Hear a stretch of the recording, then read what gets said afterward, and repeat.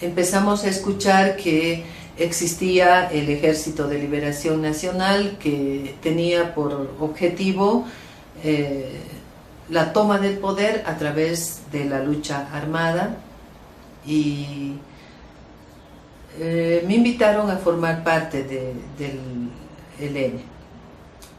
Allá, como yo, pues con todo el entusiasmo de la edad, yo me empeñé mucho en aprender. Y claro, tuvieron también el apoyo en este contexto de la famosa Escuela de las Américas, ¿no es cierto?, que hoy día se llama Instituto de Cooperación para la Seguridad Hemisférica. Han cambiado el nombre, pero tienen la misma finalidad. ¿Cuál era la finalidad de esta famosa Escuela de las Américas? Era de formar militares latinoamericanos en técnicas de tortura, de represión, ¿no? Y formaron muchos militares que después, posteriormente, actuaron en todos estos países: Argentina, Chile, Brasil, Bolivia. Estuve en 4 oportunidades en la cárcel, también en otros centros de reclusión, en el DOC, en el DIM, en el Ministerio del Interior, donde habían torturadores, ¿no?, especialistas. Lo curioso es que los torturadores tenían escuela, porque yo quería, hay momentos, yo le insultaba a los torturadores para que de una vez me den el golpe de gracia, porque yo ya no podía más, ya estuve fregado el cuerpo, y les hacía renegar a mis torturadores para que de una vez me den el golpe de gracia y morir de una vez. Y se reían a carcajadas, ¿no? Ni importancia me daba, seguían con la tortura así, sin matarme. Me detienen a mí en la puerta de mi domicilio, ¿no? Se supone que ya ellos habían logrado cierta información sobre mi actividad política, entonces vienen y no me encuentran primero en la casa y detienen a mi hermana menor. Entonces era menor de edad, pero la dictadura no respetaba nada, ¿no? Entonces, y cuando yo llego me detienen a mí, ¿no? De allí pasamos al DOP, que era el Departamento de Orden Político. Era el lugar en donde se hacían los interrogatorios. Todos los interrogatorios eran en base a tortura. Para ser muy breve, porque son cuestiones que no es fácil recordar, ¿no? Bueno, desde los golpes utilizaban una especie de garrotes semiflexibles. Era un personal muy entrenado porque, bueno, yo caí el año 76, el año 1976. Ya para eso los métodos de represión también habían afinado sus técnicas, ya no había una represión masiva, era una represión muy selectiva. De manera que a uno le dañaban el cuerpo, pero le dejaban la cara lo más sana posible, ¿no? Porque ellos tenían una técnica de luego sacar a la persona detenida a la calle para ver quién le hablaba o quién le dirigía la palabra y poder seguir cogiendo a otros compañeros, ¿no? Y habían también torturadores argentinos, chilenos y brasileños, ¿no?, que enseñaban tácticas de lucha contra guerrillera. Luego había intercambio de inteligencia, intercambio de presos. Es un poco difícil decir exactamente cuántas personas han sido afectadas durante la dictadura. Nosotros tenemos datos de aproximadamente 6.000 personas han sido afectadas durante las décadas a partir de 1960 hasta la década del 80. Esas son las listas que manejan, por ejemplo, las personas afectadas. Pero aquí en el ITI, exactamente hasta el año 2010, hemos atendido a 557 personas afectadas por tortura, de forma directa. Mi mamá sufrió mucho porque no sabía dónde estaba ella. No podía comunicarme con ella ni con mis hermanos para saber dónde estaba, qué había pasado. Ella sabía que yo era dirigente, todo aquello, La hice sufrir mucho porque ella nunca estuvo de acuerdo con eso. La hice sufrir mucho.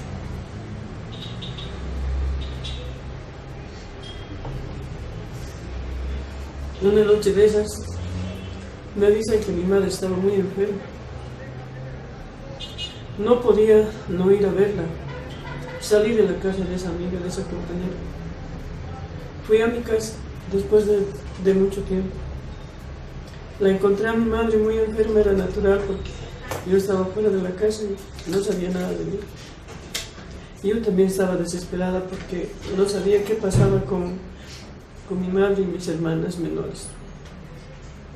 Mi mamá quiso abrir la puerta de la entrada de mi casa y ya no podía, y entonces yo pensé qué pasó, y de pronto vimos que llegaron las movilidades, que algunas estaban ya cerca y habían roto la puerta de la casa y había gente ya adentro y nos rodearon a todos. Y yo tengo en realidad 4 hermanos y tengo 2 hermanos menores y 2 mayores. Entonces mis hermanos estaban ya detenidos por esos agentes y también la agarraron a mi mamá y a mí. El ejército y la policía rodearon mi casa y al amanecer me sacan de ahí junto a mi madre y mi hermana menor. Me llevaron a una casa de seguridad que era el lugar clandestino de reclusión, porque ese no era un centro oficial reconocido para tener presos, pero llevaban ahí porque nosotros teníamos que ser sometidos a una tortura especial, donde si gritabas, si morías, si cualquier cosa, nadie sabía que ese era un centro de tortura ni de reclusión. Entonces era un lugar especial para que puedan torturarte, puedan golpearte, puedan hacer lo que sea. Fui trasladada a Chocalla.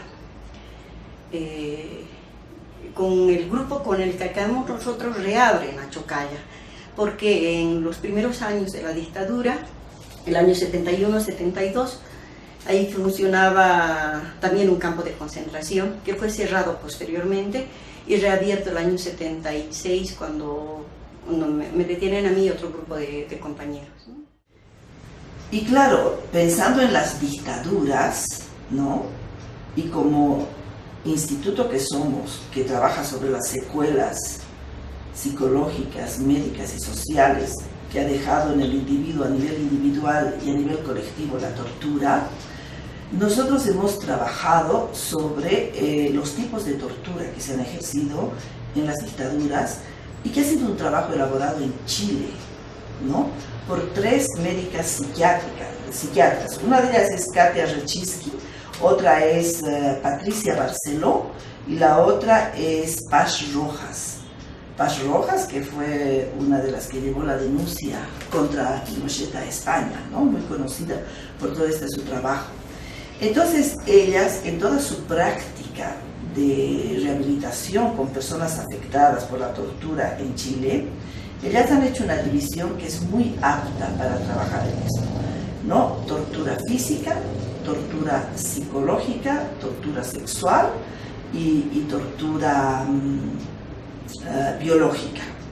Ahora, ellas hablan de tortura predominantemente sexual, porque generalmente estos 4 tipos de tortura son aplicados simultáneamente a las personas, ¿no? Entonces nos sacaron a las 3, igual, nos cubrieron totalmente, nos llevaron por diferentes lugares en la movilidad y al final llegamos a dar al Ministerio del Interior. En el Ministerio del Interior me separan de mi madre y mi hermana. A ellas las llevaron no sé dónde y a mí a otra parte. Yo entré a una oficina un poco más pequeña que esta, donde había solamente un sofá, que se siente una persona y nada más. Y adentro había otro ambiente. Entonces me hacen sentar ahí, yo esperaba ahí y escucho gritos de dolor de un hombre, era voz de un hombre. Esperé buen rato y yo escuchaba eso y estaba aterrorizada. Yo ya dije, están torturando a alguien, aquí están lastimando. Y cuando llegamos empezaron digamos, estábamos sentados y empezaron a meter uno por uno al cuarto de torturas.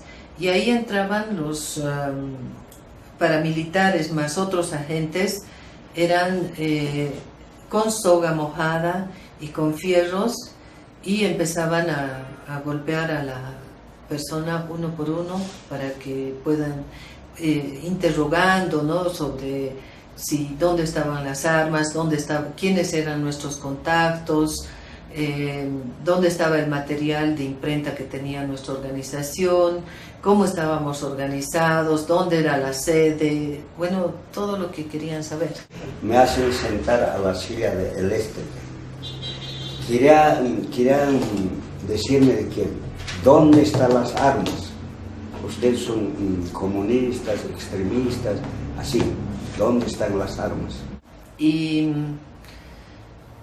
al primero que le sometieron a esa tortura era el jefe de mi célula. Y cuando claro, nosotros escuchábamos los gritos, los golpes, el ruido de los fierros, de las sogas, y para nosotros era más fuerte la tortura psicológica de escuchar cómo lo golpeaban a este compañero. Me metieron ahí adentro, me preguntaron por mis compañeros, ellos querían saber dónde había documentación, me acusaban de que éramos subversivos, de que éramos comunistas, de que nosotros teníamos armas, querían saber eso, querían saber los nombres y las direcciones de mis compañeros que eran dirigentes.